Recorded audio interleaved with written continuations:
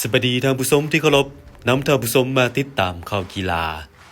จำปาสักแซมเก่าเริ่มต้นด้วยชัยชนะเตะบานซ้ายอายุบ่เกิน16ปีสิงคันสหพันธ์บันเตแห่งชาติลาวประจำปี2025นาฏบิดเปิดฉากแข่งขันวันที่18มิถุนายน2025จำปาสักแซมเก่าเอาชนะจันทบุรีแบบบุดวิด 1-0 จากประตูไซส์ของพรภูเงินมาลัยเมือง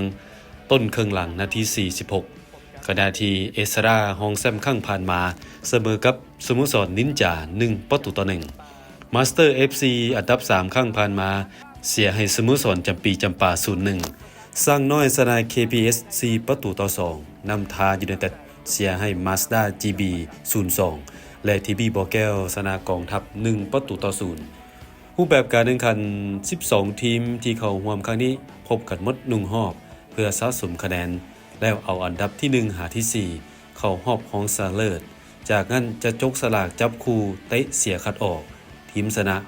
ผ่านเข้าสู่รอบชิงชนะเลิศส่วนทีมที่เสียไปชิงอันดับที่3สำหรับเงินรางวัลอันดับที่1ได้รับขันแซมพร้อมเงินรางวัล50ล้านกีบพร้อมเหรียญรางวัลที่2ได้รับเงินรางวัล25ล้านกีบพร้อมเหรียญรางวัลและอันดับ3ได้รับเงินรางวัล15ล้านกีบพร้อมเหรียญรางวัลนอกจากนั้นยังมีรางวัลประเภทบุคคลคือรางวัลนักเตะที่ยิงประตูได้หลายสุดผู้รักษาประตูดีเด่นคู่ฝึกดีเด่นและนักกีฬาดีเด่นประจำการแข่งขัน